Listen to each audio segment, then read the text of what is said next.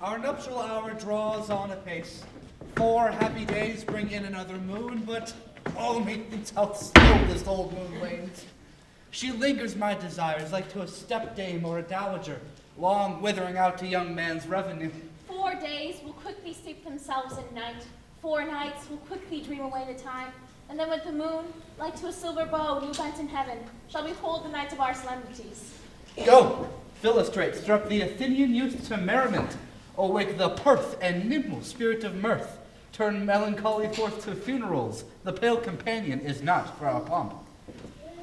Hippolyta, I wooed thee with my sword and won thy love doing thee injuries, but I will wed thee in another key, with pomp, with triumph, and with reveling. Happy be Theseus, our renowned Duke. Thanks. Good Aegeus, what's the news with thee? Full of vexation come I with complaint against my child, my daughter Hermia. Stand forth, Demetrius. My noble lord, this man hath my consent to marry her. Stand forth, Lysander. My gracious Duke, this man hath bewitched the bosom of my child. Thou Lysander, thou hast given her rhymes and interchanged love tokens with my child. Thou hast by moonlight at windows sung, with feigning voice, verses of feigning love. With cunning hast thou filched my daughter's heart, and turned her obedience, which is due to me, to stubborn harshness.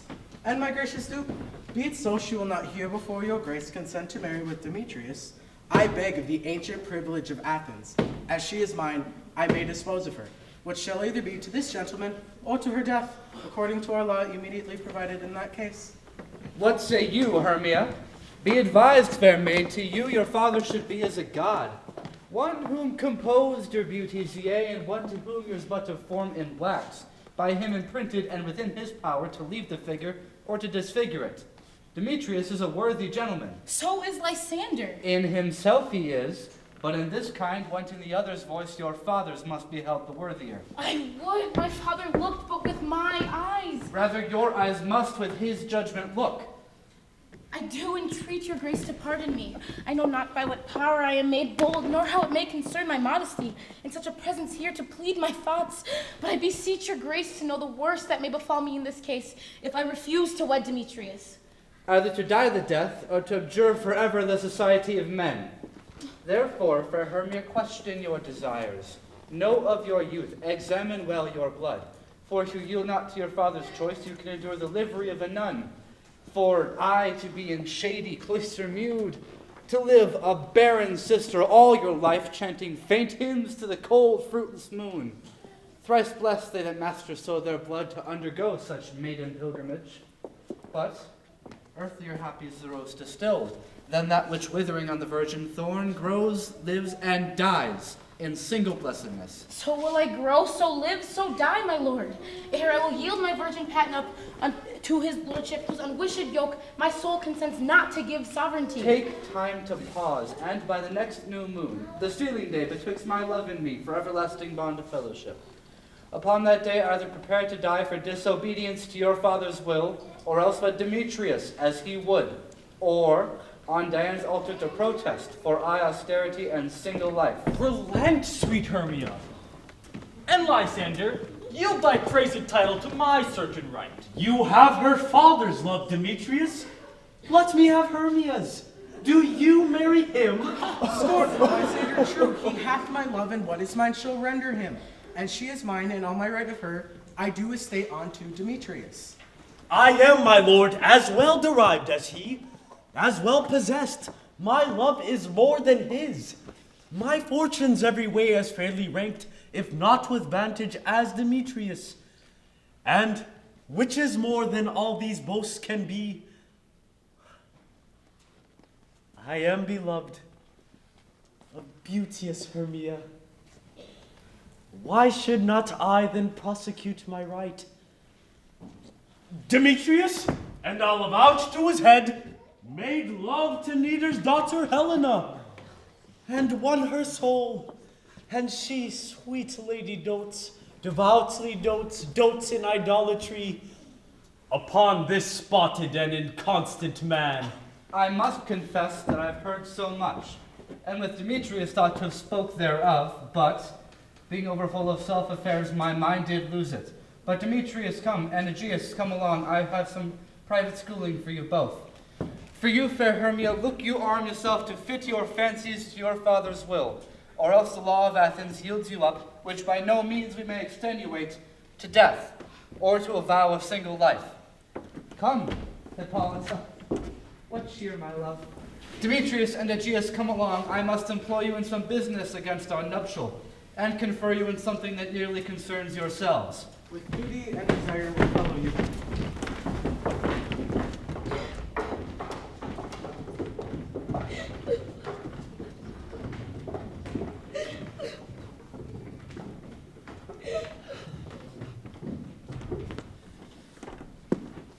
How now, my love?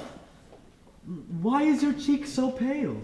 How chance the roses there do fade so fast? Belike for want of rain, which I well may but deem them from the tempest of mine eyes. Ay me, for aught that I could ever read, could ever hear my tale or history, the course of true love never did run smooth.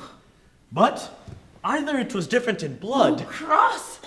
To high, to be enthralled to low. or else misgrafted in Oh, respect spite. of years, To old, to be engaged to young. or else it stood upon the choice of friends. Hell, to choose love by another's eyes. Or, if there were sympathy in choice, war, death, or sickness did lay siege to it, making it momentary as a sound, swift as a shadow, short as any dream, brief as the lightning in the collied night, that in a spleen unfolds both the heaven and earth. And ere a man hath the power to say, behold, the jaws of darkness do devour it up. So quick, bright things come to confusion. Then if true lovers have ever been crossed, it stands as an edict in destiny. Then we must teach our child patience, for it is a customary cross, as due to love as thoughts and dreams and sighs, wishes and tears, poor fancies follows. A good persuasion. Therefore, hear me, Hermia.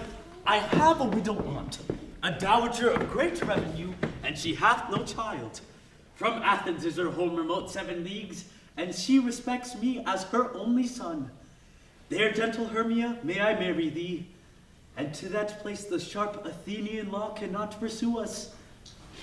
If thou lovest me, then steal forth thy father's house tomorrow night, and in the wood a league without the town, where I did meet thee once with Helen to do observance to a morn of May, there I will stay for thee.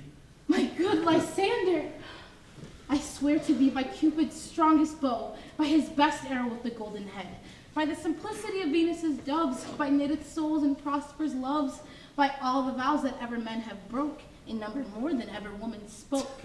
In that same place thou hast appointed me, tomorrow truly will I meet with thee. Keep promise, love. Look, here comes Helena. Godspeed, fair Helena. Whither way? Call you me fair? That fair again unsay.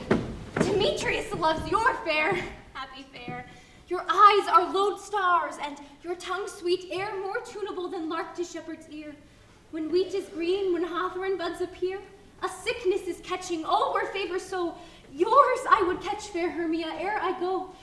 My ear should catch your voice, my eye your eye. My tongue should catch your tongue's sweet melody. Were the world mine, Demetrius being baited, the rest I give to be to you translated. Oh, teach me how you look, and with what art you sway the motion of Demetrius' heart.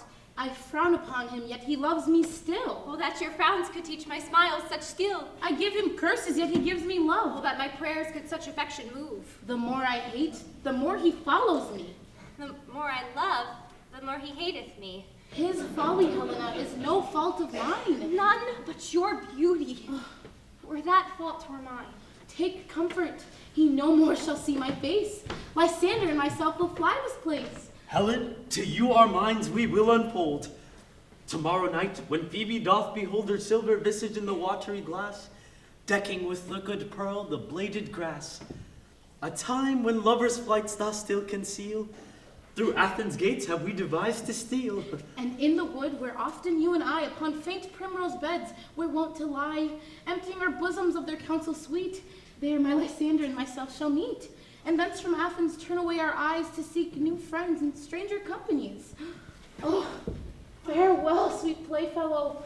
Pray thou for us, and good luck grant thee thy Demetrius. Keep word, Lysander. We must starve our sight from lovers' food till tomorrow deep midnight. Oh, I will, my Hermia. Helena, adieu. As you on him, Demetrius dote on you. How happy some or other some can be. Through Athens I am thought as fair as she. But what of that? Demetrius thinks not so. He will not know what all but he do know. Love looks not with the eyes but with the mind, and therefore is winged Cupid painted blind. Nor hath love's mind of any judgment taste. Wings no eyes figure unheedy haste, and therefore is love said to be a child, because in choice he is so oft be beguiled. As waggish boys in game themselves forswear, so the boy love is perjured everywhere. For ere Demetrius looked on Hermia's eyne, he hailed down oaths that he was only mine. And when this hail some heat from Hermia felt, he dissolved, and showers of his oaths did melt. I will go tell him of fair Hermia's flight, then to the wood will he tomorrow night pursue her. And for this intelligence, if I have thanks, it is a dear expense. But herein mean I to enrich my pain, to have his sight thither and back again.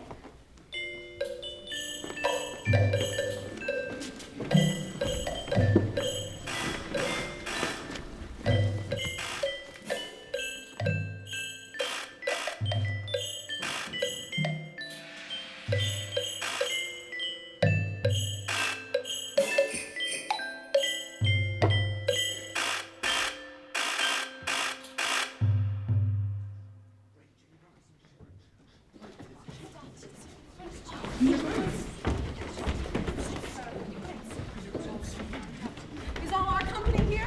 We're best to call in generally, man by man, according to the script.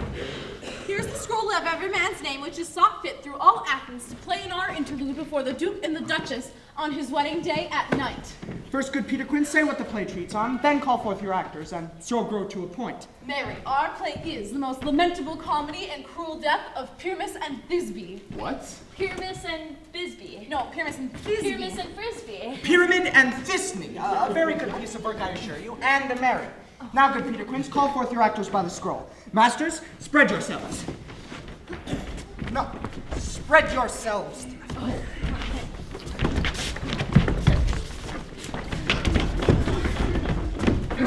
Answer as I call you. Nick Bottom, the weaver. Ready. Name what part I am for and proceed. You, Nick Bottom, are set down for Pyramus. What is Pyramus, a lover or a tyrant? A lover that kills himself most gallant for love. That will ask some tears in the true performing of it. If I do it, let the audience look to their eyes. I will move storms, I will condole in some measure. Though my chief humor is for a tyrant, I could play Ericles rarely or a part to tear a cat in, to make all split. The raging rocks and shivering shocks shall break the locks of prison gates, and Phoebus' car shall shine from far, and make and mar the foolish fates! I know. This was lofty. Now name the rest of the players. This is Ericles' vein, a tyrant's vein. A lover is more condoling. Francis Flute, the bellows mender. Here, Peter Quince. Flute, you must take Thisbe on you. What is Thisbe? A wandering knight? The lady that Pyramus must love. Nay, Faith, let me not play a woman. I have a beard coming. That's all one. You shall speak in a mask, and you shall speak as small as you will. And may I hide my face as well? Let me play Frisbee too. Thisbe. I'll speak in a monstrous little voice. Thisne.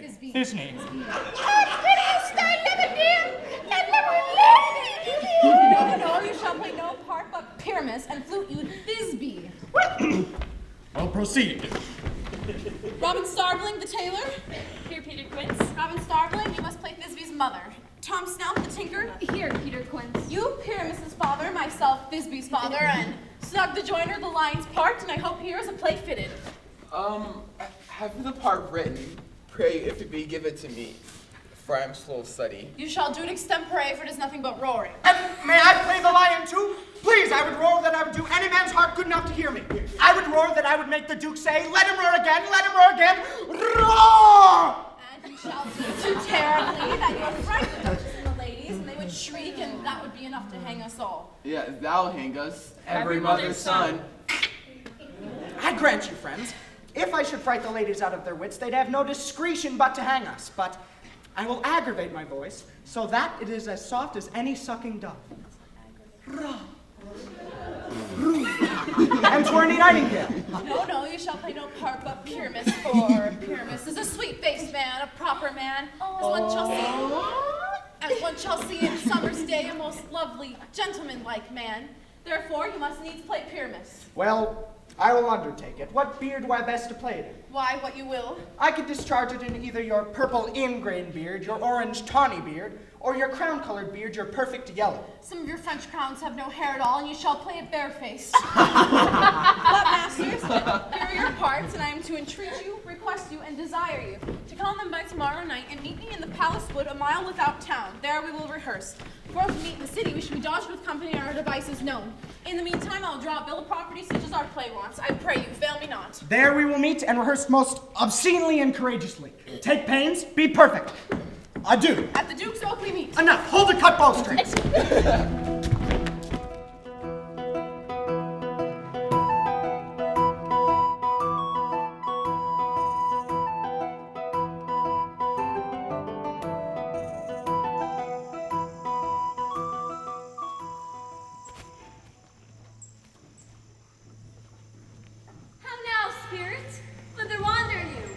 Over hill, over dale, through a bush, through a briar, over park, over pale, through a flood, through a fire. I do wander everywhere, swifter than the moon's sphere. And I serve the fairy queen, to do her orbs upon the green. The cowslips tall her pensioners be. In those gold coats, spots you see, those be rubies, fairy favors. And those freckles live their savors. I must go spread some dewdrops here, and hang a pearl in every cowslip's ear. Farewell, thou lawful spirits, all be gone. Our queen and all her elves come here anon. The king doth keep his revels here tonight. Take heed the queen come not within his sight, for Oberon is passing, fell in wrath, because that she as her attendant hath a lovely boy, stolen from Indian king. And she never had so sweet a changeling.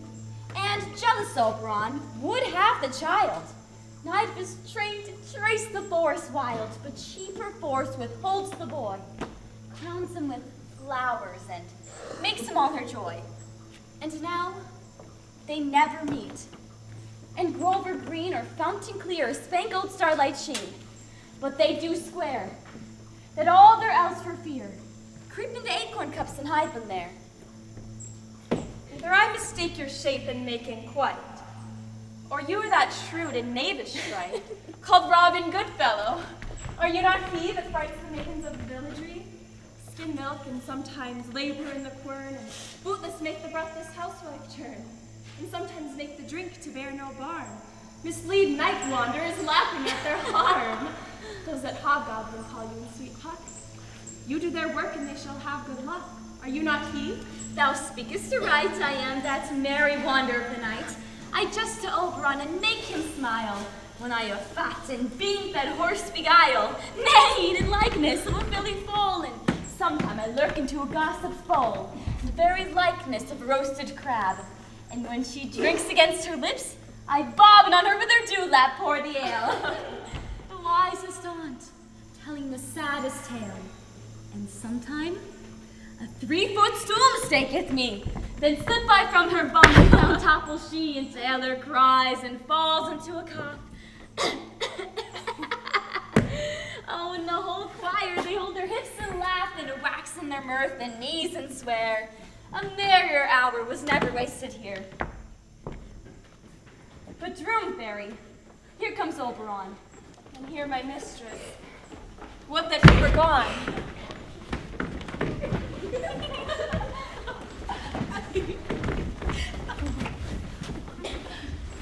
Ill met by moonlight, proud Titania. What, jealous Oberon?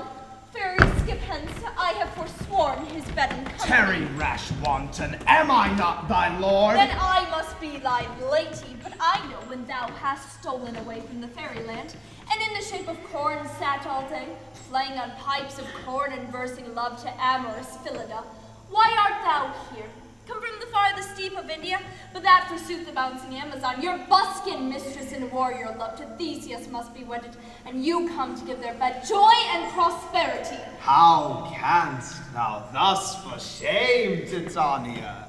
Glance at my credit with Hippolyta, knowing I know thy love to Theseus. These are the forgeries of jealousy.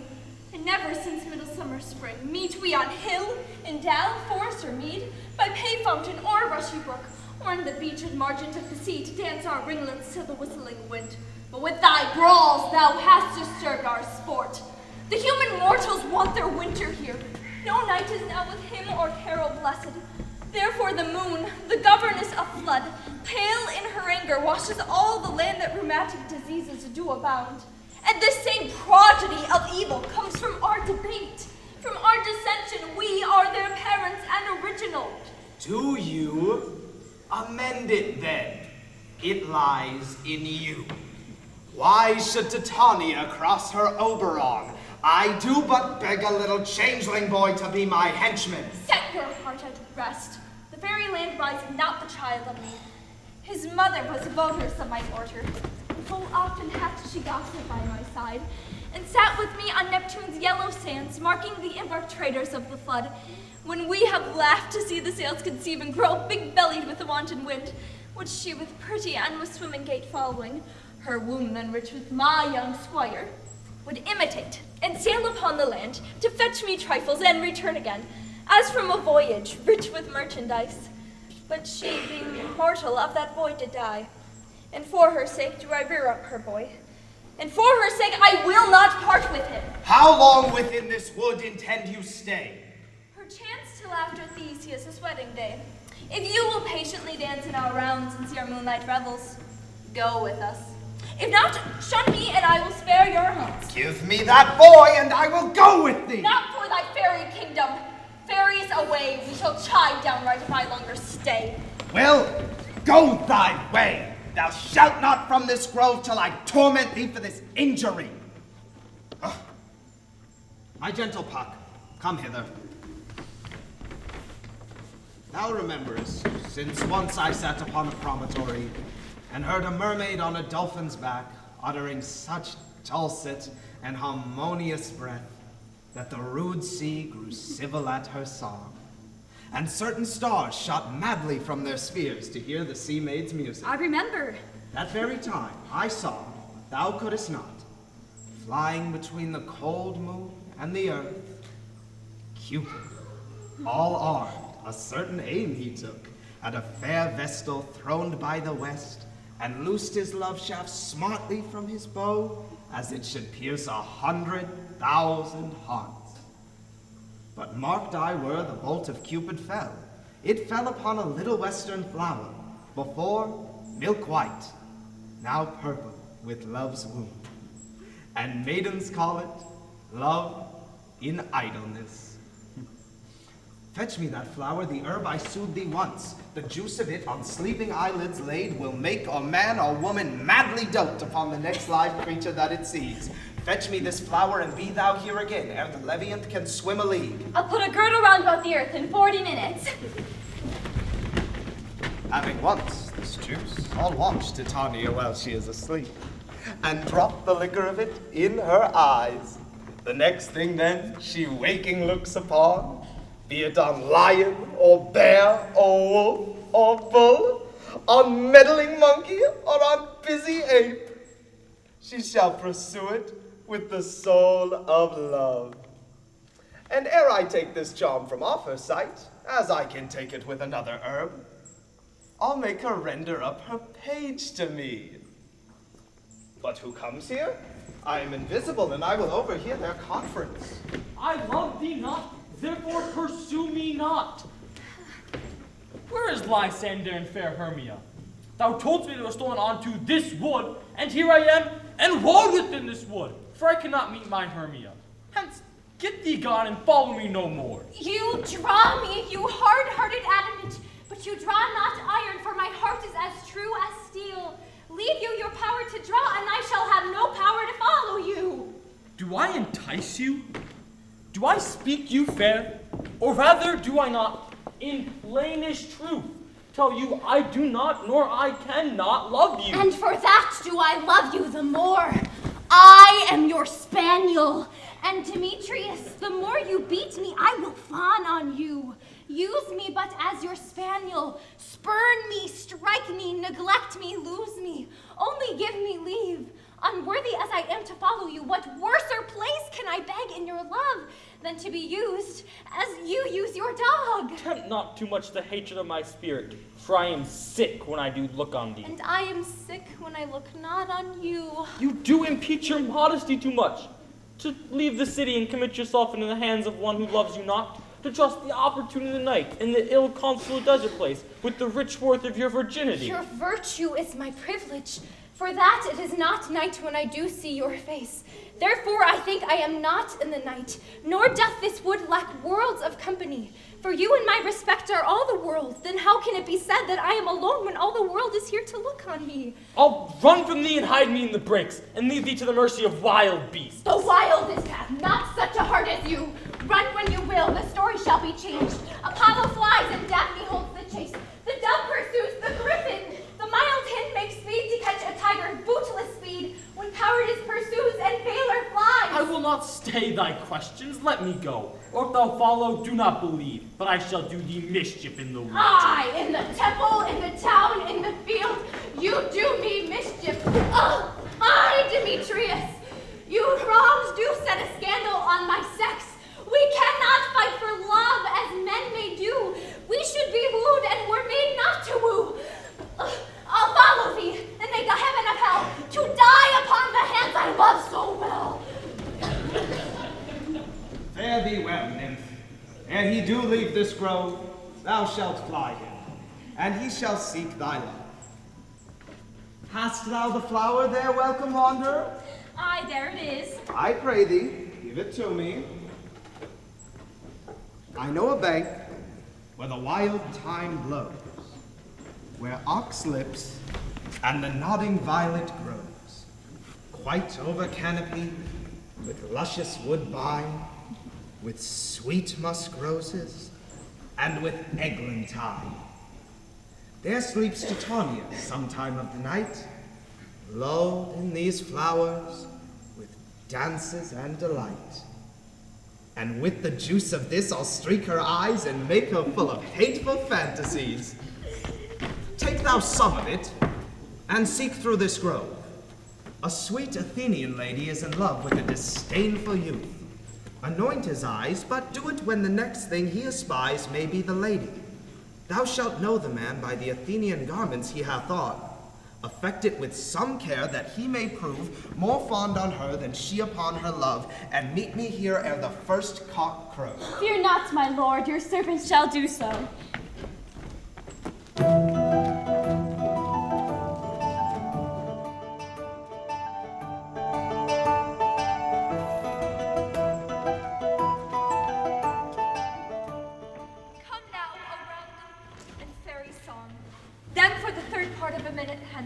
Some to kill crankers and the mouse rosebuds, and some to war with mice for their leathern wings to make my small elf's coats, and some to keep back the clamorous owl that nightly hoots and wanders at our souls. Oh, sing me now asleep, then to your offices and let me rest. These spotted snakes with double tongue, thorny hedgehogs be not seen. Suits and blind worms, suits and blind worms, suits and blind worms do no wrong. Come not near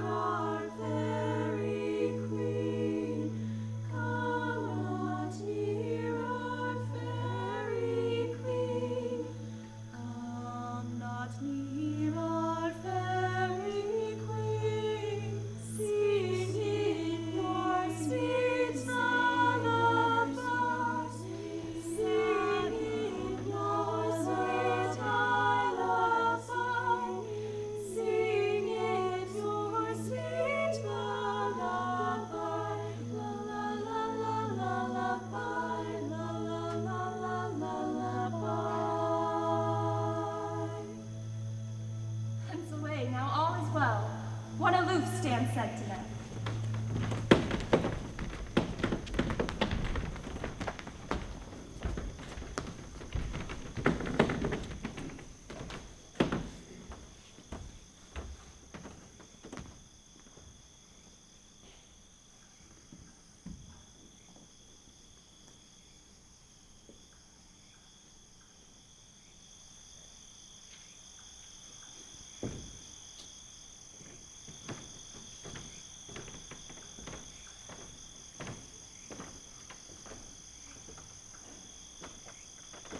What thou seest when thou dost wake, do it for thy true love take.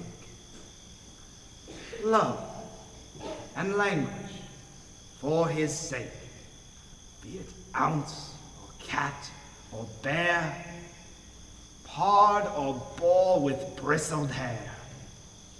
In thy eye that shall appear when thou wakest, it is thy dear. Wake when some vile thing is near.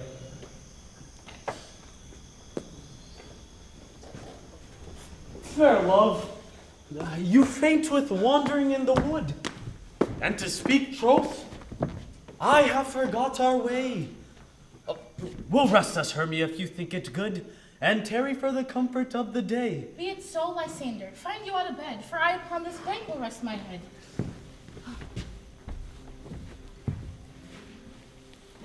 One turf shall serve for a pillow for us both. One heart, one bed, two bosoms, and one troth. Nay, good Lysander, for my sake, my dear, lie further off. Do not lie so near. Oh, take the sense, sweet of my innocence. Love takes meaning in love's conference. I mean that my heart unto yours is knit, so that but one heart we can make of it. Two bosoms interchained with an oath, so then two bosoms and a single troth. And by your side no bedroom me deny, for lying so, Hermia, I do not lie. Lysander riddles very prettily. Now much beshrew my manners and my pride, if Hermia meant to say Lysander lied. But gentle friend, for love and courtesy, lie further off in human modesty. Such separation as well may be said becomes a virtuous bachelor and a maid. So far be distant, and good night, sweet friend. Thy love ne'er alter to a life's sweet end. Amen, amen. To that fair prayer say I. And then end life when I end loyalty. Here is my bed. Sleep give thee all his rest. With half that wish, the wisher's eye be pressed.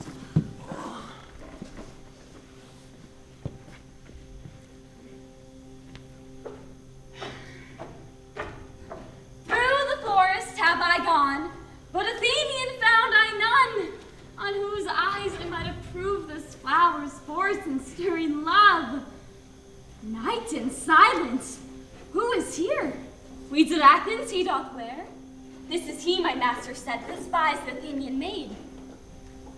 And here, the maiden sleeping sound on the dank and dirty ground. Pretty soul she durst not lie. Near this lack love, this kill courtesy churl upon thy eyes. I throw all the power this charm doth owe. When thou wakest, let love forbid sleep his seat on thy eyelid. For wake when I am gone, for I must now to Oberon.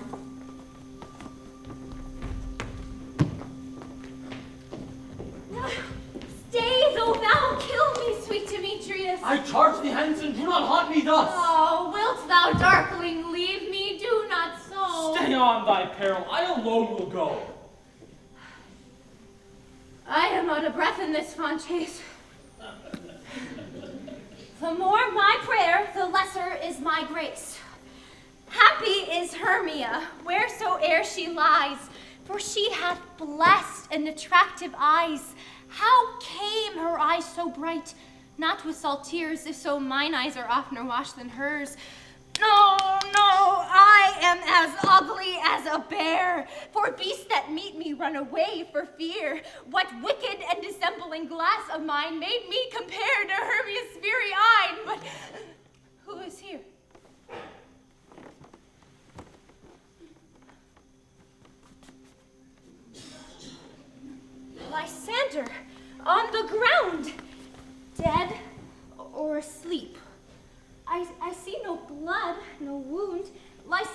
Lysander. If you live, good sir, awake.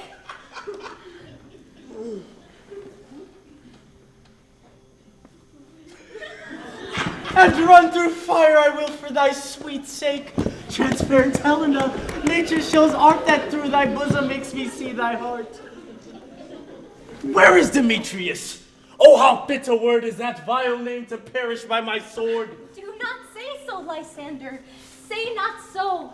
What though he love your Hermia? Lord, what though? Yet Hermia still love you, then be content. Content with Hermia? No, I do not repent the tedious minutes I with her have spent. Not Hermia, but Helena I love. Who would not change a raven for a dove? The will of man is by his reason swayed, and reason says, you are the worthier maid. Wherefore was I to this keen mockery born? When at your hands did I deserve this scorn? It's not enough, young man, that I did never, no, nor never can deserve a sweet look from Demetrius' eye. But you must flout my insufficiency? Good troth you do me wrong, good sooth you do, in such disdainful manner me to woo. But fare ye well, perforce I must confess, I thought you were a lord of more true gentleness. Oh, that a lady of another man refuse should of another therefore be abused. She sees not Hermia. Hermia, sleep thou there. Oh, and never mayst come thou, Lysander, near. And here, with all my powers, address your love and might, to honor Helen and to be her knight. Help me, Lysander! Help me! Do thy best to pluck this crawling serpent from my breast! Ay me, for pity, what a dream was here! Lysander, look how I do quake with fear! Methought a serpent ate my heart away while you sat smiling at his cruel prey. Lysander? What removed? Lysander? Lord? God?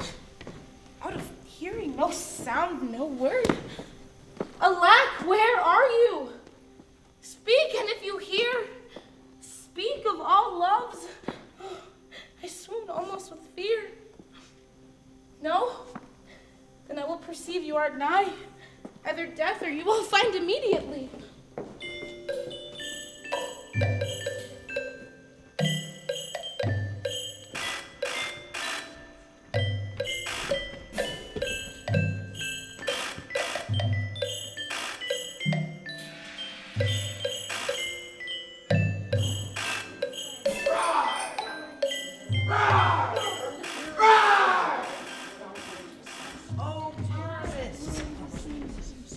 Oh, Pyramus! Higher? Oh, Pyramus! Higher? Oh, Pyramus! Are we all met? Patch, here's a marvelous convenient place for our rehearsal. This green plot shall be our stage, and the hawthorn brake our tiring house. And we shall do it in action, as we will do it before the Duke. Yes! Peter Quince, What sayest thou, Bully Bottom?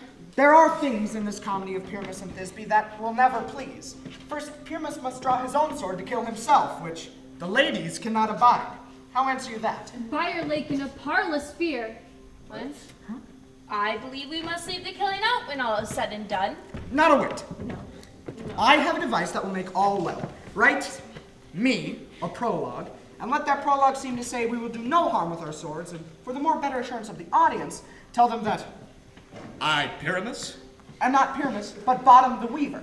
This will put them out of their fear. Well, we will have such a prologue, and it should be written in 8 and 6. Make it 2 more. Let it be written in 8 and 8. Oh, will not the ladies be afeard of the lion? Oh, I fear it, I promise you. Masters, you ought to consider with yourselves to bring in, God shield us, a lion among ladies. Have your wild fowl living, and we ought to look to it. Therefore, another prologue must tell he is not a lion. Nay, half his face must be seen through the lion's neck, and the lion could speak thus or to the same defect. Ladies! Nay. Or fair ladies. I would wish you. I would entreat you. That's the worst. Not to fear, not to tremble, my life for yours. If you think I come hither as a lion, it were pity of my life. No, I am no such thing, and let him tell them plainly he is Snug the joiner. Well, it shall be so, but there's two hard things, that is, to bring moonlight into the chamber, for you know Pyramus and Thisbe meet by moonlight. Doth the moon shine the night we play our choir?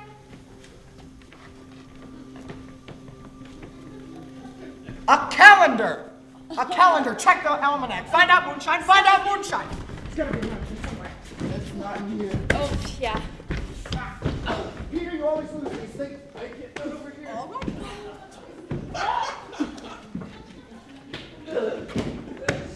Yes, it doth shine that night. Then may you leave a casement at the great chamber window where we play open, and the moon may shine in at that casement. Aye, or else one must come in with a bush of thorns and lanthorn and say he comes to disfigure or to present the person of moonshine. I doth find that moonshine doth. He doth. I doth. Then there is another thing. We must have a wall in the great chamber, for you know Pyramus and Thisbe says the story talked through the chink of a wall. You can never bring in a wall. What say you, Bottom? Some man or other must present the wall. And let him have some loam or plaster or rough cast about him to signify the wall. And let him hold his fingers thus, and through this hole may Pyramus and Thisbe whisper. If that may be, then all is well. Come sit down, every mother's son, and rehearse your parts. Pyramus, you begin. When you have spoken your speech, enter into the break, and so everyone according to his cue. What's happened? Homespuns every swaggering here, so near the cradle the fairy queen. Ah, a play toward, all being auditor, and active perhaps by some cause. Pyramus, speak. Thisbe, stand forth. Thisbe, the flowers of odious... Odors, odors. The flowers of odors, savor sweet. So hath thy breath, but hark, a voice. Stay thou here but a while, and I will to thee reappear. A stranger Pyramus than e'er played here. Must I speak now? Aye, you must, for you must understand he goes but to see a noise he heard and is to come again. Most radiant Pyramus, most lily-white of hue, of color like the red rose, a triumphant briar, most brisk, juvenile, and meek, most lovely Jew, as true as truest horse that yet will never tire, of making Paris at mid-Easter! Minus tomb. Man, you must speak your part yet. You speak your whole part, cues and all. Pyramus, enter your cues, pass, it is never tire.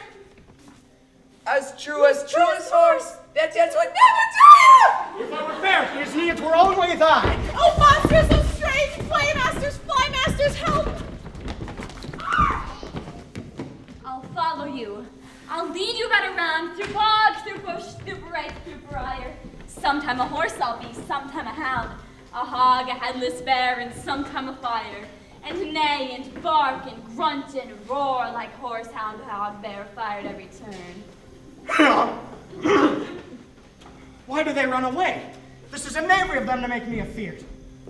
Oh, Bottom, thou art changed. What do I see on thee? What do you see? You see an ass head of your own, do you? Bless thee, Bottom, bless thee, thou art translated. I see their knavery. This is to make an ass of me. To frighten me if they could. But do what they can, I will not stir from this place. I will walk up and down here, and I will sing to show them I am not afraid. The owl so cock so black of hue, with orange tawny bill. The throstle with his note so true, the wren with little quill. The finch, the angel wakes sparrow, me from and my the lark, the flowery plain bed? song, cuckoo gray. And many a man doth not mark, and doth not answer nay. For who would set his wit to such a foolish bird? Who would give the bird a lie to have him cry cuckoo? Never so. I pray thee, gentle mortal, sing again. Mine ear is much enamored of thy note, so is my eye enthralled to thy shape, and thy fair force before stole through me on first view to say, to swear I love thee. Methinks, mistress, you have little reason for that, though love and reason keep little company together nowadays. Thou art as wise as thou art beautiful. Not so neither. If I had enough wit to get out of this wood, I'd swerve mine own turn. Out of this wood, not to let it go. Thou shalt remain here, whether thou wilt or no. I am a spirit of no common rate. The summer still doth attend upon my state, and I do love thee. Therefore, go with me. I shall give thee fairies to attend on thee, and they shall seek thee jewels in the deep, and sing while thou on pressed flowers dost sleep. And I will purge thy mortal grossness, so that thou like an airy spirit shalt go. Peace blossom, cobweb, moth, and mustard seed. Ready. And I. And I. And I. Be kind and courteous to this gentleman. Hop in his walks and gambol in his eyes. Feed him with apricots and with dewberries, with purple grapes, green figs, and mulberries. The humble banks steal from the humble bees, and crop their waxen thighs, to have my love to bed and to arise. And pluck the wings from painted butterflies, to fan the moonbeams from his sleeping eyes. Nod to him, elves, and do him courtesies. Hail, mortal. Hail. Hail. Hail. Hail.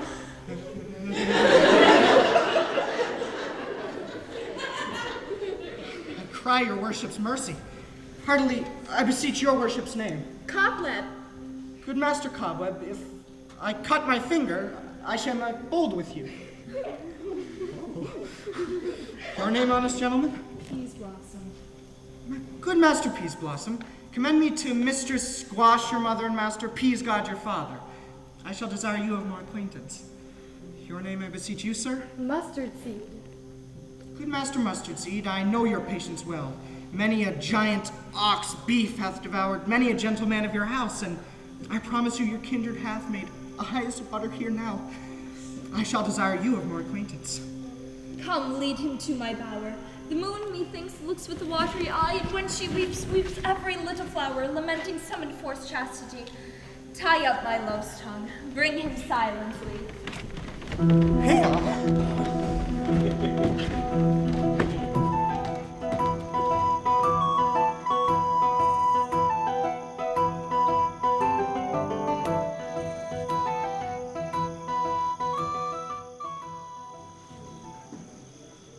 I wonder if Titania be awaked. Then what it was that next came in her eye which she must dote on in extremity. Here comes my messenger. How now, mad spirit? What night roll now about this haunted grove? My mistress of the monster is in love! And near to her close and consecrated bower, while she was in her dull and sleeping hour, a crew of patches, road mechanicals that worked for bread upon Athenian stalls, were met together to rehearse a play, intended for great Theseus' nuptial day. All in that shallowest thick skin of that barren sword to Pyramus presented in their sport. Forsook his scene and entered in a break, when I did him at the advantage take. And asses no lie fixed on his head. Anon in this we must be answered, and forth mine mood comes, when they him spy as wild geese at the creeping fowler eye, or russet-beated chops, many in sort, rising and cawing at the gun's report, sever themselves and madly swoop the sky. So at his sight, away his fellows fly, and I led them in distracted fear, and left sweet Pyramus translated there. When in that moment, so it came to pass, Titania waked, and straightway loved an ass. This falls out better than I could devise. But hast thou yet latched the Athenian's eyes with the love juice, as I did bid thee do? I took him sleeping, that is finished too, and the Athenian woman by his side. For when he waked, of force she must be eyed. Stand close, this is the same Athenian. This is the woman, but not this the man. Oh, why you rebuke him that loves you so? Lay breath so bitter on your bitter foe? Now I but chide, but I should use thee for worse, for thou I fear hast given me cause to curse. Hast thou slain my Sander while sleeping? Being your blood and shoes, plunge in deep and kill me too. It cannot be but thou hast murdered him. So should a murderer look so dead, so grim. So should a murderer look, and so should I. Pierce through the heart with your stern cruelty. Yet you, the murderer, look as bright as clear as yonder Venus in her glimmering sphere. What's this to my Lysander? Where is he? Ah, good Demetrius, wilt thou give him? I had rather give his carcass to my hound. Oh, out dog, out cur! Thou drivest me past the bounds of maiden's patience. Hast thou slain him then? Henceforth never to be numbered among men. Oh, once, tell true for my sake. Durst thou looked upon him while being awake and killed him while sleeping? You spend your passion on a misprized mood. I am not guilty of Lysander's blood, nor is he dead for aught I can tell. Oh, I pray thee then, tell me that he is well. And if I could, what should I get therefore? A privilege never to see me more, and from thy hated presence part I so, see me no more whether he be dead or no. There is no following her in this fierce vein. Here, therefore, a while I will remain. What hast thou done? Thou hast mistaken quite, and laid the love juice on some true love's sight. About the wood, go swifter than the wind, and Helena of Athens look thou find. All fancy sick she is, and pale of cheer, with sighs of love that cost the fresh blood dear. By some illusion, see thou bring her here. All charm his eyes against she do appear. I go. Look how I go, swifter than arrow from a Tartar's bow. Flower of this purple dye, hit with Cupid's archery, sink in apple of his eye. When his love he doth espy, let her shine as gloriously as the Venus of the sky. When thou wakest, if she be by, beg of her for remedy. Captain of her fairy band, Helena is here at hand, and the youth mistook by me, pleading for a lover's speed. Shall we their fond passion see? Lord, what fools these mortals be. Stand aside. The noise they make will cause Demetrius to awake. Then we'll two at once woo one. Those needs must be sport alone, and those things do best please me that befall preposterously. Why should you think I should woo and scorn? Scorn and derision never come in tears. Oh, look! When I vow, I weep with vows so born. In their nativity all truth appears. How can these things seem scorn to you, bearing the badge of faith to prove them true? You do admit your cunning more and more. Oh, I had no judgment when to her I swore. Nor none in my mind, now you give her o'er.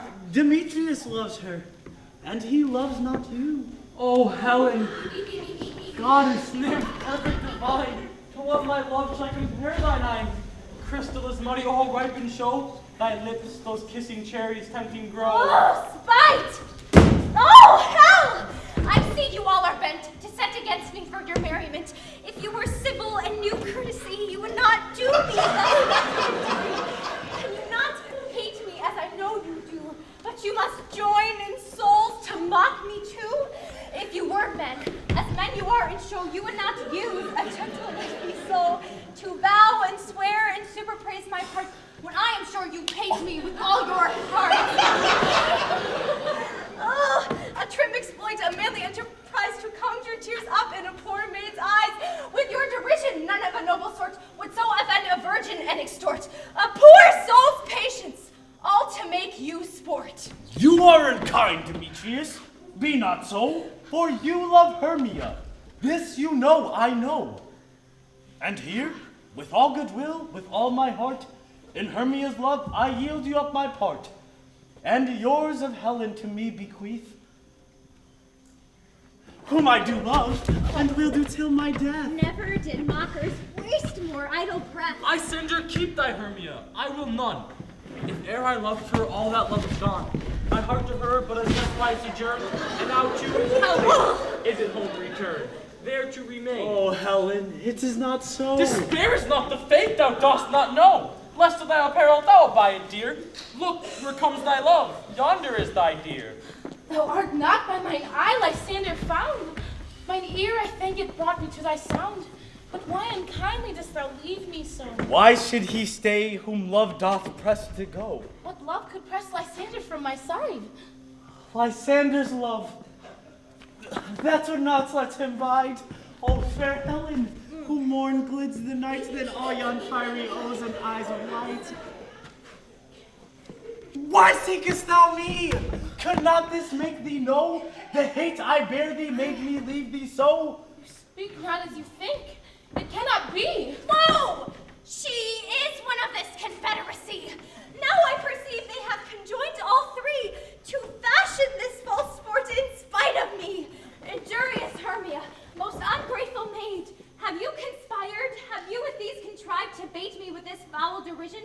Is all the sisters' vows, the hours when we have spent, when we have chid the hasty-footed time for parting us, oh, is it all forgot? And will you rent your ancient love asunder in joining in men in scorning your poor friend? It is not friendly, 'tis not maidenly. Our sex as well as I may chide you for it, though I alone do feel the injury. You speak not as you think. I'm amazed at your passionate words. I scorn you not, it seems you scorn me. Have you not set Lysander as in scorn to praise my eyes and face, and made your other love, Demetrius, who did but now spurn me with his foot, call me goddess, nymph, divine and rare, precious celestial? Wherefore speaks he to her he hates? And wherefore does Lysander deny your love by your letting on, by your consent? I understand not what you mean by this.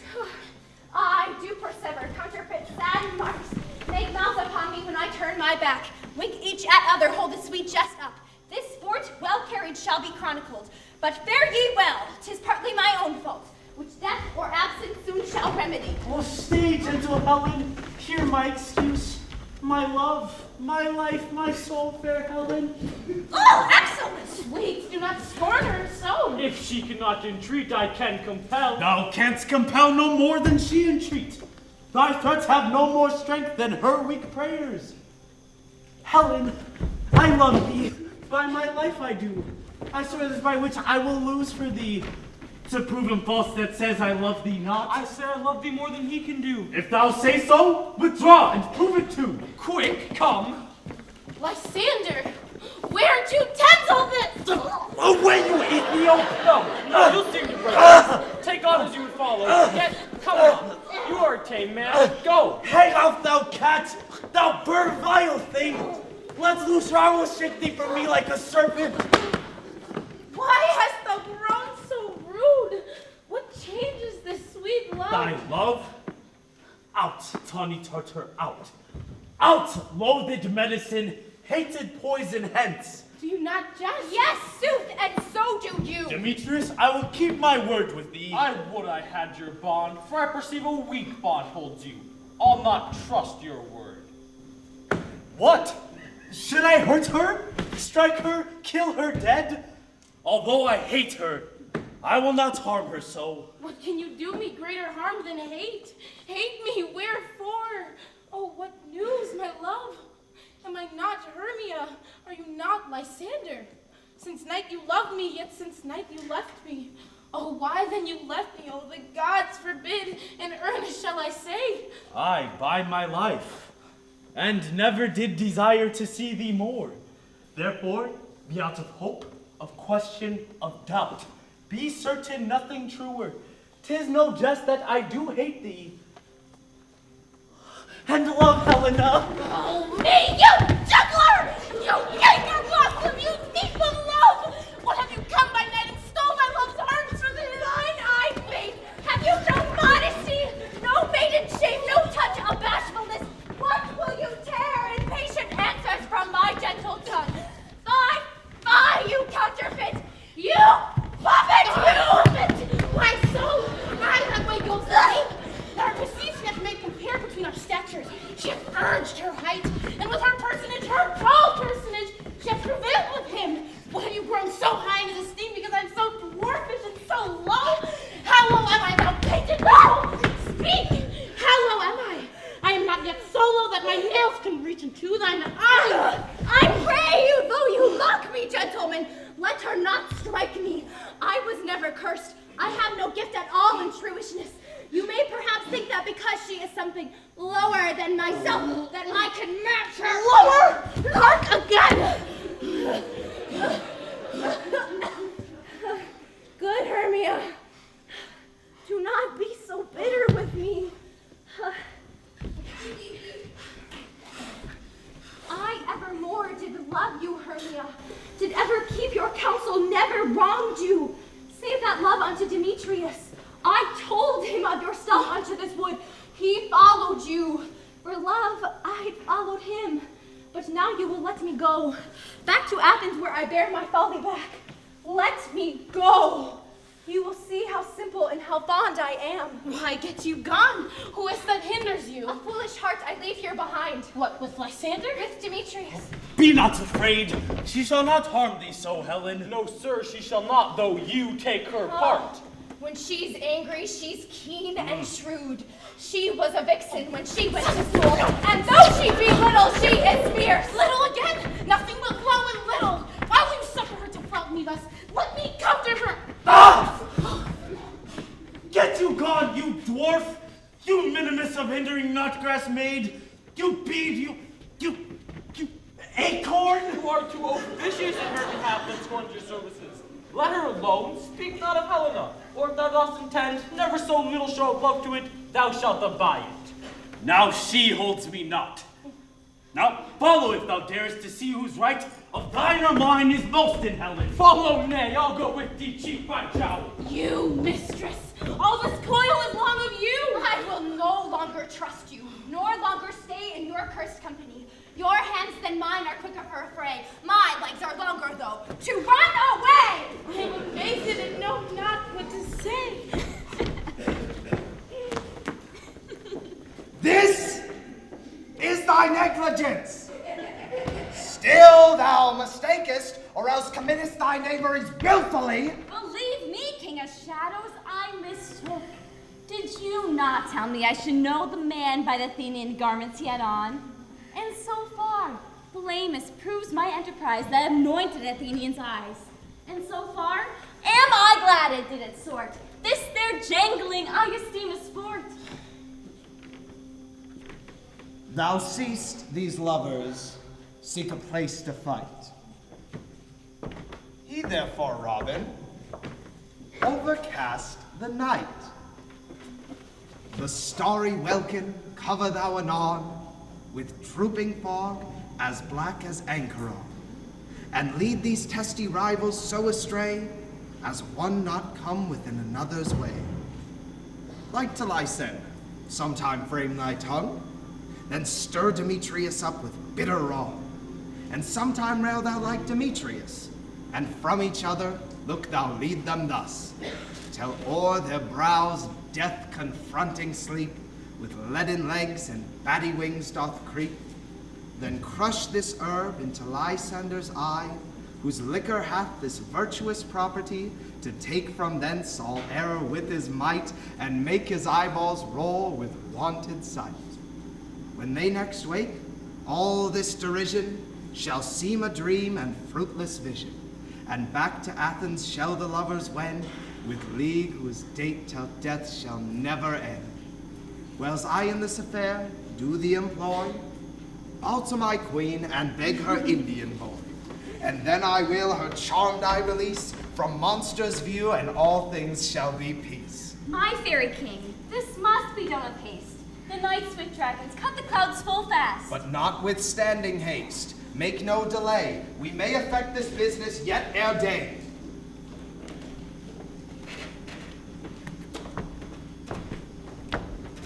Up and down, I will lead them up and down. I am feared in field and town.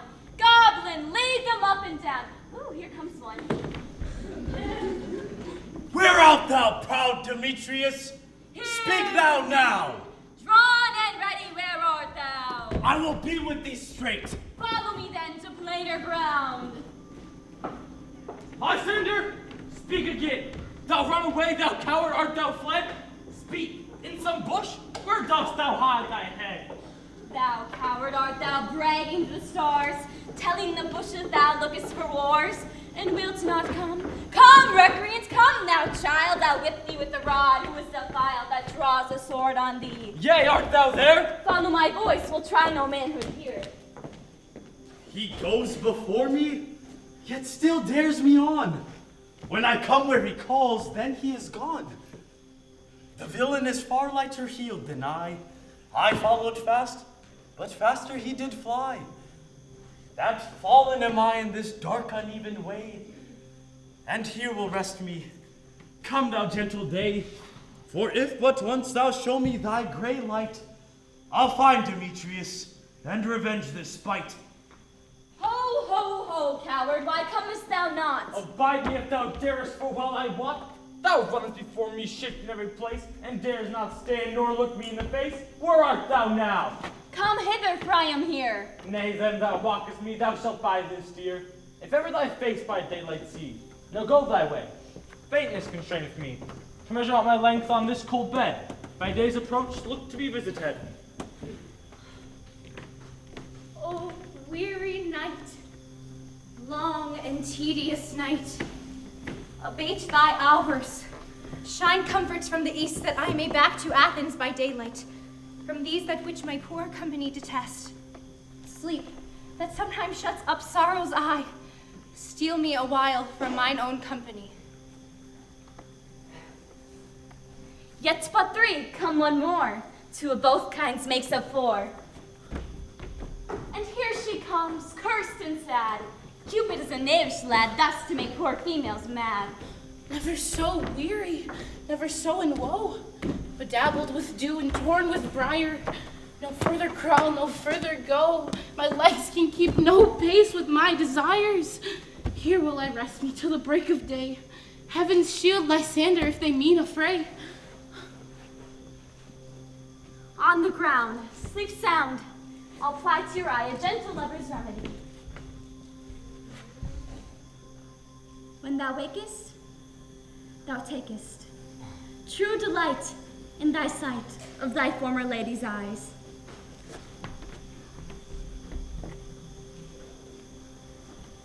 And every country proverb known, that every man shall take his own.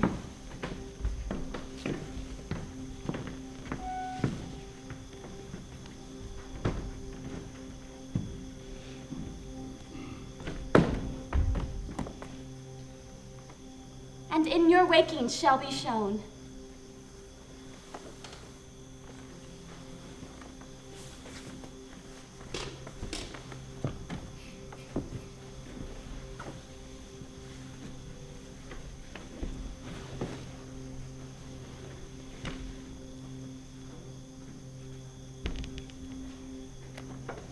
Jack shall have Jill, naught shall go ill. The man shall have his mare again, and all shall be well.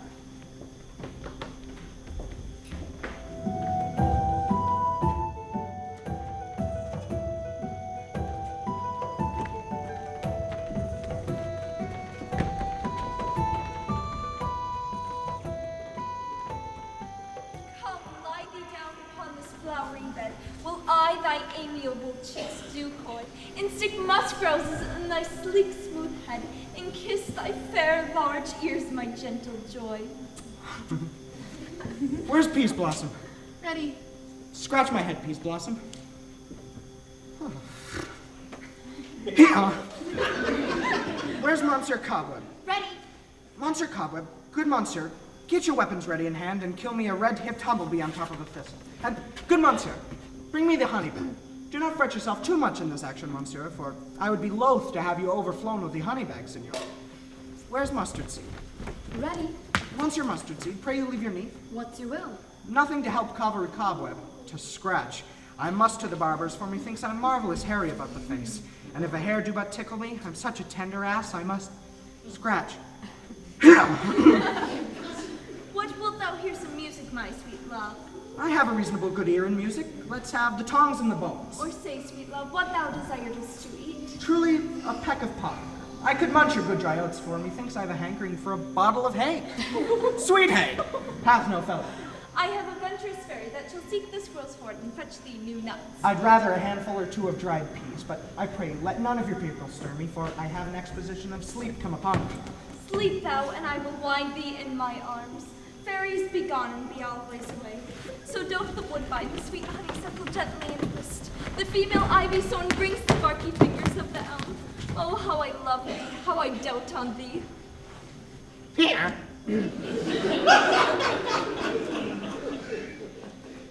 Welcome, good Robin. seest thou this sweet sight? Her dotage now I do begin to pity, for meeting her of late behind the wood, seeking sweet favors for this hateful fool. I did upbraid her, and fall out with her, for she his hairy temples then had rounded with coronet of fresh and fragrant flowers, when I had at my pleasure taunted her, and she, in mild terms, begged my patience. I then did ask of her changeling child, which straight she gave me, and her fairy sent to bear him to my bower in fairyland. And now I have the boy, I will undo this hateful imperfection of her eyes. And gentle Puck, take this transformed scalp from off the head of this Athenian swain, that he awaken when the other do, may all to Athens back again repair, and think no more of this night's accidents, but as the fierce vexation of a dream. But first, I will release the fairy queen. Be as thou wast wont to be, see as thou wast wont to see. Dian's bud, or Cupid's flower, hath such force and blessed power. Now, my Titania, wake you, my sweet queen. My Oberon! What visions have I seen? Methought I was enamored of an ass. There lies your love. How came these things to pass? Oh, how mine eyes do loathe his visage now. Silence a while. Robin, take off this head. Titania, music call and strike more dead than common sleep of all these five the sense. Music, ho, music, such a charmeth sleep. Now when thou wakest with thine own fool's eyes peep. Sound music. Come, my queen. Take hands with me and rock the ground whereon these sleepers be. Now thou and I are new in amity, and will tomorrow midnight solemnly dance into Theseus' house triumphantly. And blessed to all fair prosperity, there shall the pairs of faithful lovers be wedded with Theseus all in jollity. Fairy king, attend and mark, for I do hear the morning lark. And my queen in silence sad, trip we after night's shade. We the globe can compass soon, swifter than the wandering moon. Come, my lord, and in our flight, tell me how it came this night that I sleeping here was found with these mortals on the ground.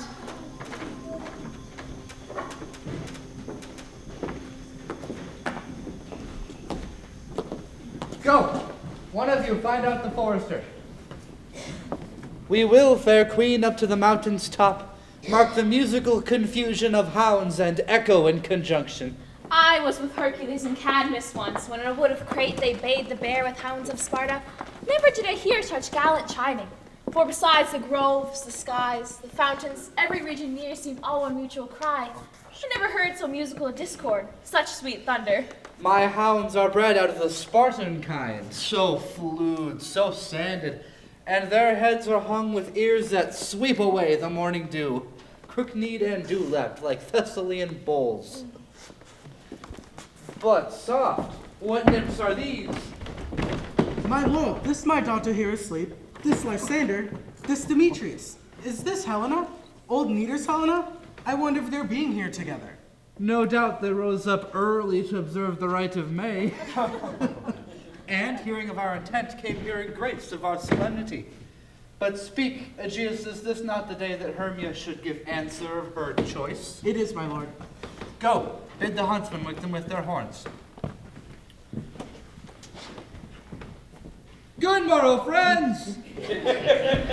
Saint Valentine is past. Begin these wood birds but a couple now. Pardon, my lord? I pray you all stand up. I know you two are rival enemies. How comes a gentle conquered in this world that hatred is so far from jealousy, to sleep by hate and fear no enmity? My lord, I shall reply amazedly, half asleeping, half wake, but as yet I swear, I cannot truly say how I came here. But, as I think, for truly would I speak, and now I do bethink me, so it is, I came with Hermia hither.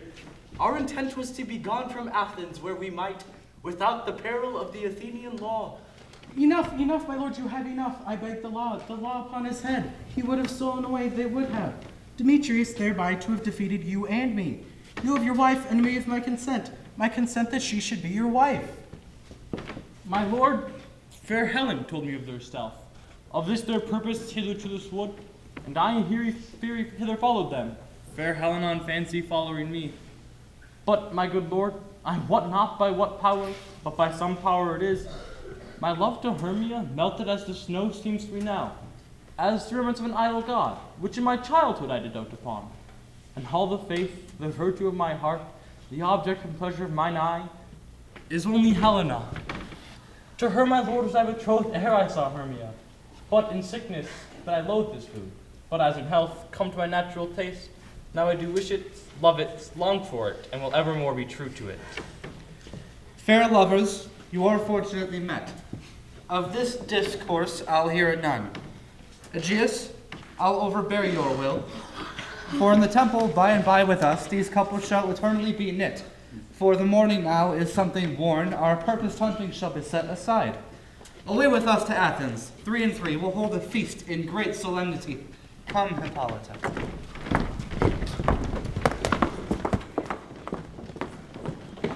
These things seem small and undistinguishable, like far-off mountains turned into clouds. Methinks I see things with parted eye, when everything seems doubled. So methinks I have found Demetrius like a jewel, mine own and not mine own. Are you sure that we are awake? It seems that yet we sleep, we dream. Do not you think the Duke was here and bid us follow him? Yea, and my father. And Hippolyta. And he did bid us follow to the temple. Why, then we are awake. Let us follow, and by the way, let us recount our dreams.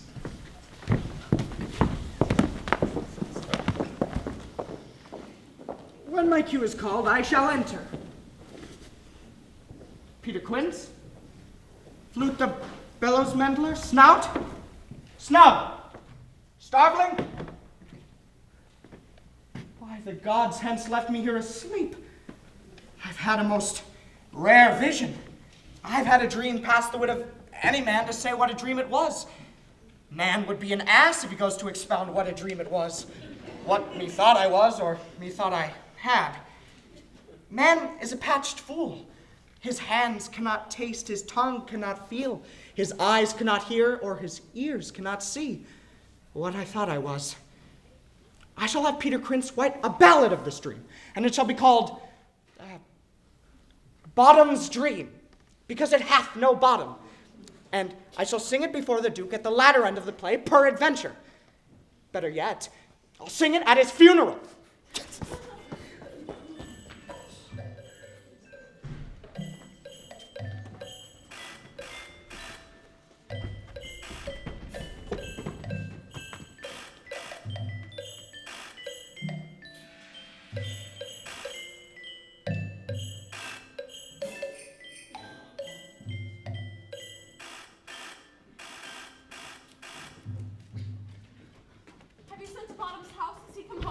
He cannot be heard of. I doubt he is transported. If he comes not, then the play is marred. It goes not forward, doth it? It's not possible. There is not a man in all Athens able to discharge Pyramus but he. No, he hath simply the best wit of any handicraft man in Athens. Yea, and a very paramour for a sweet voice. You must say paragon. A paramour is, God bless us, a thing of naught. Masters, the Duke hath come out of the temple, and there are 2 and 3 lords and ladies more married. If our sport had gone on, you have all been made men. Oh, sweet bully bottom! Thus hath he lost 6 a day during his life. He could not escape 6 a day. And if the Duke had not given him 6 a day for playing Pyramus, I'll be hanged. He would have deserved it. 6 a day in Pyramus, for nothing. Where are these lads? Where are these hearts? Bottom! O most courageous day, O most happy hour! Masters, I'm to discourse wonders, but ask me not for what, for if I tell you now, I am no true Athenian. But I will tell you as it fell out. Not a word of me. All I will tell you is the Duke hath dined, and for the long and short of it is, our play is preferred! So let Disney have clean linen, and let he who not play the lion pare his nails, for his should hang out as the lion's claws. And most dear actors, eat no onions nor garlic, for we are to utter sweet breath, and I doubt not to hear them call it a sweet comedy. Enough words, away! Go away!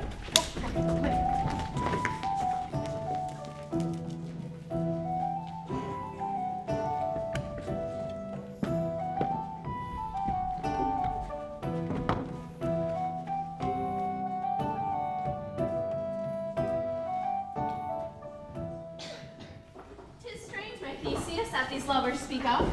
More strange than true. I may never believe these antique fables nor these fairy toys. The lover, the lunatic, and the poet are of imagination all compact. One sees more devils than the vast hell can hold. That is, the madman, the lover, all his frantic, sees Helen's beauty in a brow of Egypt.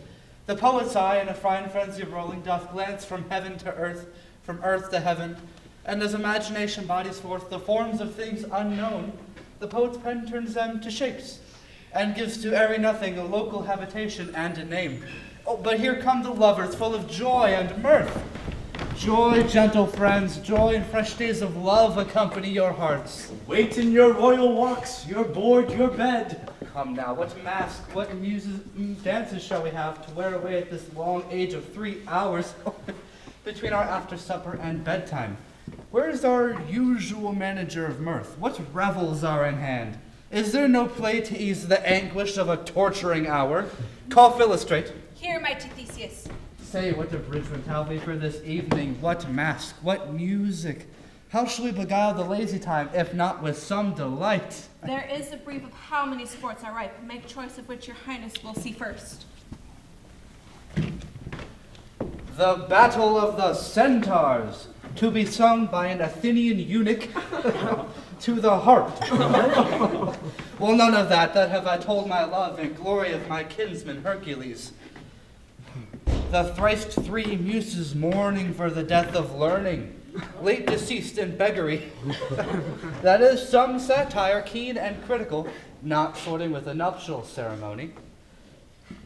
A tedious brief scene of young Pyramus and his love Thisbe. Very tragical mirth, merry and tragical, tedious and brief. That is like hot ice and wondrous strange snow. How shall we find the concord of this discord? A play there is, my lord, some 10 words long, which is as brief as I've known a play. But by 10 words, my lord, it is too long, which makes it tedious. For in all the play there is not one word apt, one player fitted. And tragical, my noble lord, it is. For Pyramus therein doth kill himself, which, when I saw rehearsed, I must confess, made mine eyes water. But more merry tears the passion of loud laughter never shed. What are they that do play it? Hard-headed men that work in Athens here, which never labored in their minds till now, and now have toiled with their unbreathed memories with this same play against your nuptial. And we will hear it. No, my lord, it is not for you. I've heard it over, and it is nothing in the world.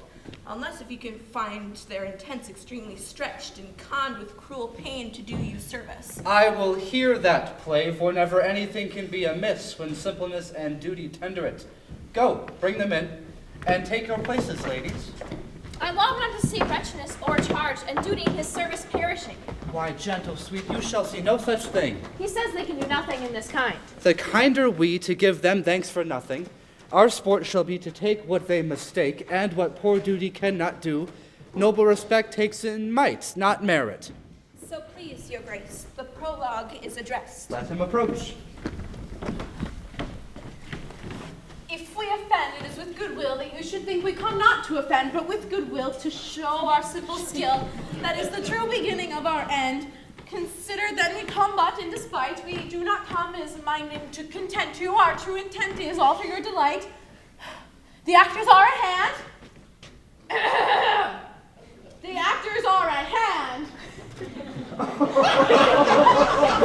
And by their show you shall know all that you are like to know. This fellow doth not stand upon points. The man had rid his prologue like a rough colt. A good moral, my lord. It is not enough to speak, but to speak through. Indeed, he had played on the prologue like a child on a recorder. A sound, but not in government. His speech is like a tangled chain, nothing impaired, but all disordered. Who's next? Gentles, perchance you wonder at this show, but wonder on till truth make all things plain. This man is Pyramus, if you would know. This beauteous lady, this bit is searching.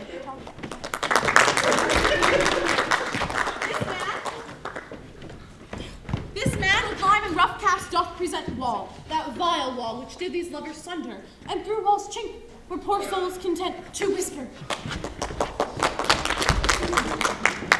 Let which no man wonder, this man with lanthorn, dog, and bush of thorn presenteth moonshine. For if you will know, by moonshine these lovers think no scorn, but to meet at Ninus' tomb, there to woo. This grisly beast, lion hight by name, the trusty Thisbe, coming first by night did scare, or rather did affright, and as she fled her mantle she did fall, which lion with vile bloody mouth did stain. Anon comes Pyramus, sweet youth and tall, wrought with blade, with bloody blameful blade, he bravely broached his boiling bloody breast. And Thisbe, tearing in mulberry shade, his dagger drew and died. For all the rest, let lion, moonshine, and lovers twain at large discourse, which here they do remain. I wonder if the lion be to speak. No wonder, my lord. One lion may with many asses do.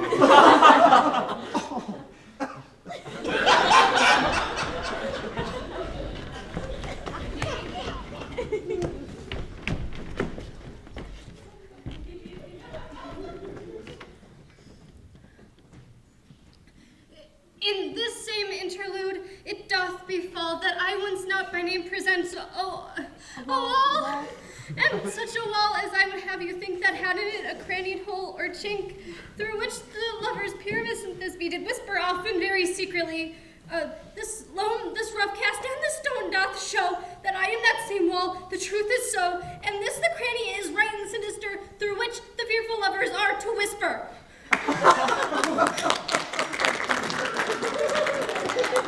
Would you desire lime and hair to speak better? It is the wittiest partition of disclosure that ever I heard, my lord. Thank you.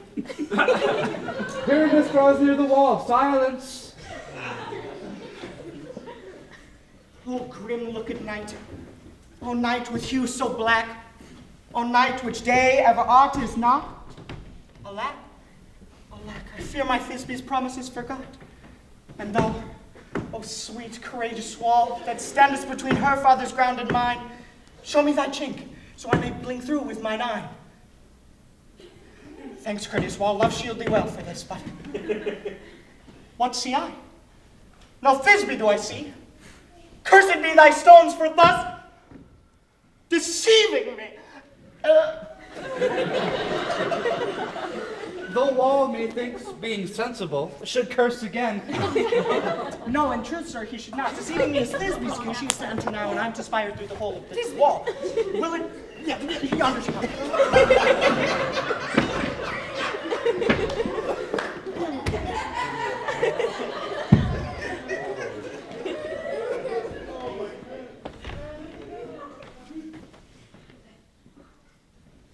Oh, wall! And be my lips are open, kiss thy stones with hair and life. I see a voice. Now will I to the chink to hear my Thisbe's face. Is that?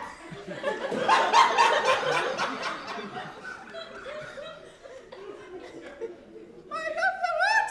I love, I think. Think what thou wilt, and like Lymander, I'm trusty stilt.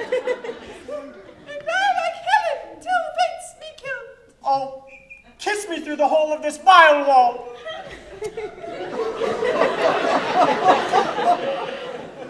kiss the wall's hole, not your lips at all. Wilt thou at Ninus' tomb meet me straight away?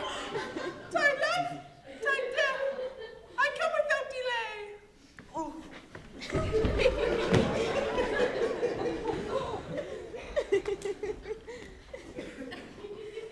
And thus have I, well, my part discharged so, and being done thus while away doth go.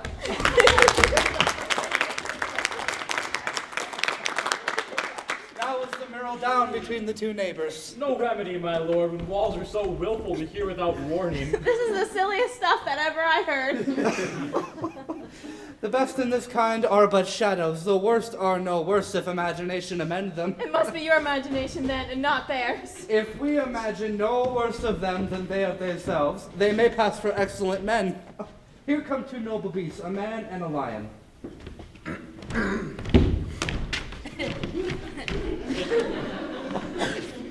You ladies, you, whose gentle hearts doth fear the smallest monstrous mouse that creeps on floor, may now perchance both quake and tremble here, when lion in a rough and wildest rage doth roar! Roar! Know that I, once not the joiner, am a lion fell, nor else a lion's dam. For if I as a lion should come in strife, 'twere pity on my life. A very gentle beast, and of good conscience. The very best that a beast that e'er I saw, my lord. This lanthorn doth the horn moon present. He should have worn the horns on his head. He is no crescent, and his horns are invisible within the circumference. This lanthorn doth the horn moon present. Myself the man, I the moon do seem to This be yet. is the greatest error of all the rest. The man should be put into the lantern. How else is it the man I the moon? He dares not go there, for the candle. For you see, it is already in snuff. I am aweary of this moon. Would he would change? It appears by his small light of discretion that he is in the way. But in all courtesy and all reason, we must stay the time. Proceed, moon. All that I have to say is to tell you that this lanthorn present the moon, myself the man, myself the moon. This thorn bush, my thorn bush, and this dog, my dog. Why, all these things should be in the lanthorn, for all these things are in the moon. But silence! Here comes Thisbe.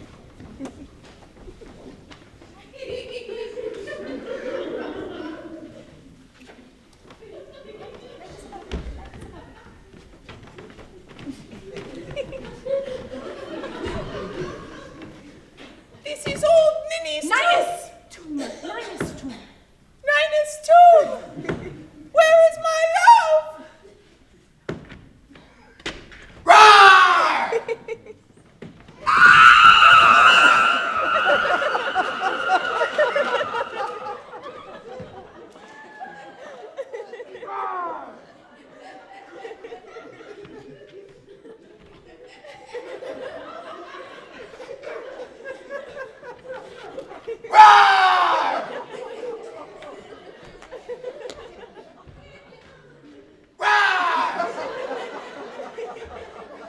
Well roared, lion.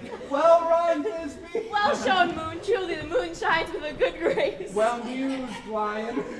And so the lion vanished, and then came Pyramus. Sweet moon, I thank thee for these sunny beams. I thank thee, moon, for thy gracious golden glittering wings. And stay, I'll spite, but hark, poor night, what dreadful dole is this? Eyes, do you see? How can it be? Dainty duck, oh dear, thy mantle once good, now stained with blood. Approach ye furry spell, conclude, quake, and quell! This passion and the death of a near friend would go near to make a man look sad. Be true, my heart, but I pity the man.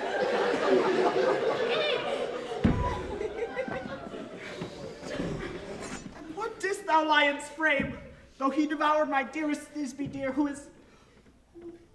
No, who was the fairest dame that lived, loved, and looked with cheer? Come, tears, come found, out sword and wound. Thy pap of Pyramus, thy left pap with thy left pap. Where the heart doth pop. Thus I die. Thus.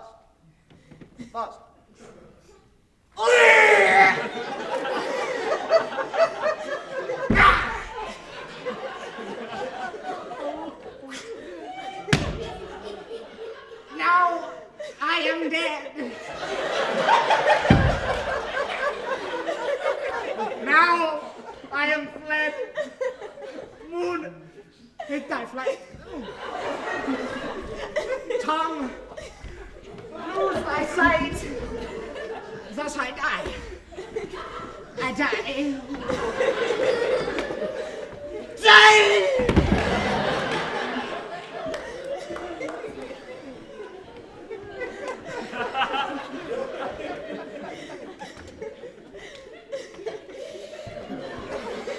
No die, but an ace, for he is but one.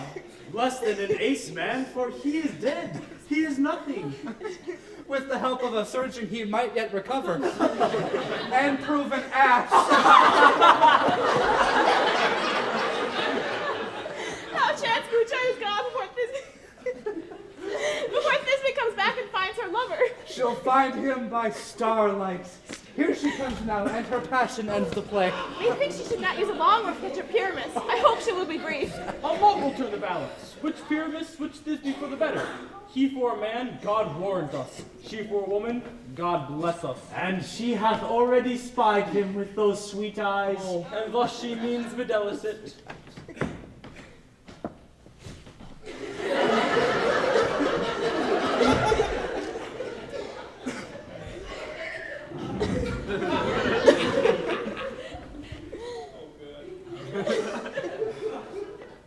Asleep, my love?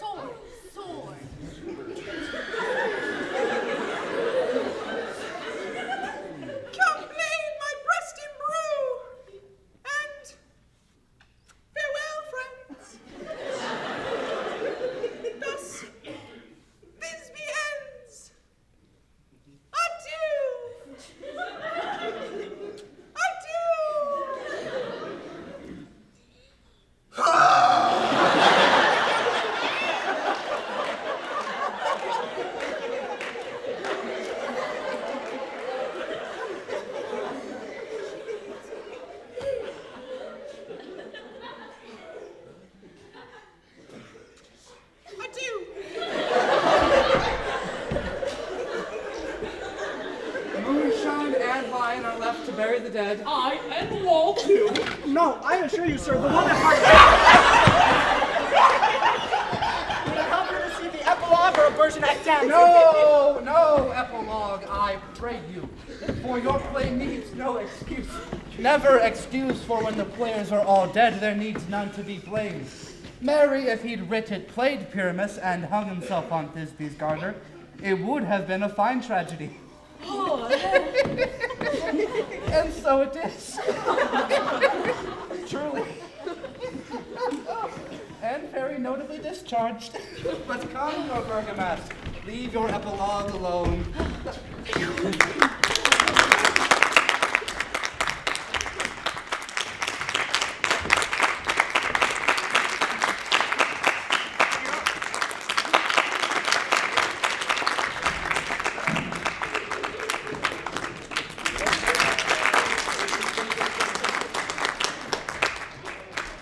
The iron tongue of midnight hath told 12. Lovers, to bed. 'Tis almost fairy time. I fear we may have outslept the coming morn as much as we this night overwatched. This palpable gross play hath well beguiled the heavy gait of night. Sweet friends, to bed. For a fortnight hold we this solemnity in nightly revels and new jollity.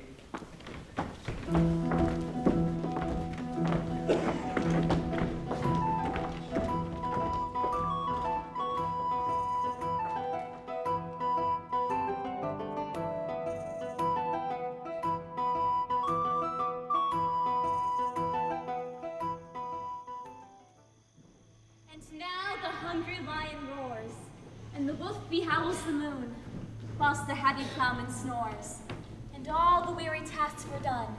And now the wasted brands they do glow, whilst the screech owl screeching loud puts the wretch that lies in woe in remembrance of the shroud.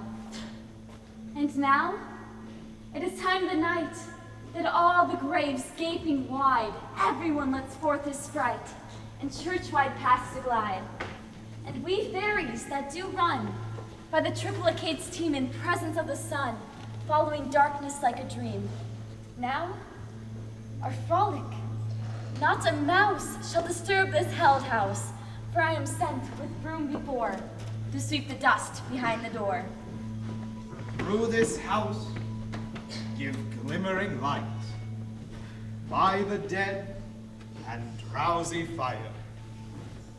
Every elf and fairy sprite hop as light as bird from briar. And this ditty, after me, sing and dance it trippingly. First rehearse your song by rote, to each word a warbling note. Hand in hand with fairy grace, we will sing and bless this place. Now until the break of day, through this house each fairy stray. To the best bride bed we will, which by us shall blessed be. And the issue there create ever shall be fortunate. So shall all the couples three ever true in loving be. Every fairy take his gate, and each several chamber bless. Through this palace with sweet peace, and the owner of it blessed, ever shall in safety rest. Trip away, make no stay. Meet me all by break of day.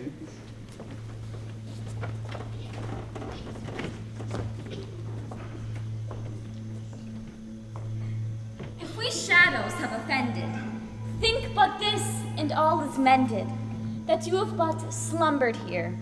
And while these visions did appear in this weak and idle theme, no more yielding but a dream. Gentles, do not reprimand. If you pardon, we will mend. And as I am an honest puck, if we have unearned luck to escape the serpent's tongue, we will make amends ere long, else the puck a liar call. So good night unto you all. Forgive me your hands, if we be friends, and Robin shall restore amends.